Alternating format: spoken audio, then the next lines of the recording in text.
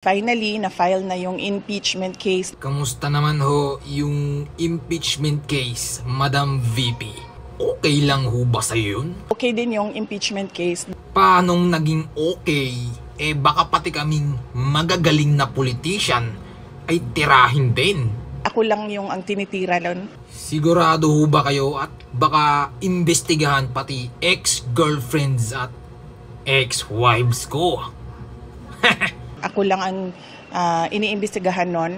Pambihira, aatakihin ata ako sa puso, Madam VP, kahit action star ako. Ako lang ang inaatake. Kita mo na, Madam VP. It's obvious from your face. Baka lang kasi akusahan din kami. Ano yung mga inaakusa? Kesyo action star, kesyo artista, kesyo komedyante, kesyo whatever. Wala raw kaming kwenta. My goodness, my lord! Intindihan ko yon. Wala naman yun dun, di ba, Madam VP?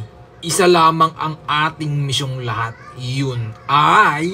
Kapayapaan sa ating bansa. Correct, Madam VP.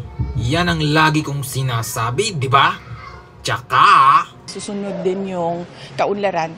Correct, Madam VP. Kaya sana ay maintindihan nila kagaya ng aming mga supporters. Sana ay same tayo ng goal. Yun din naman ang gusto ng lahat ng mga kababayan natin. Pero Madam VP, parang nagdadalawang isip ako sa meeting sa Senado.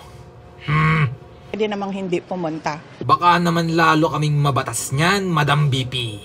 Wala ka ba diyang ibang maipapayo? Pwede naman mag-submit na lang daw ng sulat. Ayos yan. I like it. Ikaw, Madam VP, pupunta ka ba? Meron kaming Thanksgiving.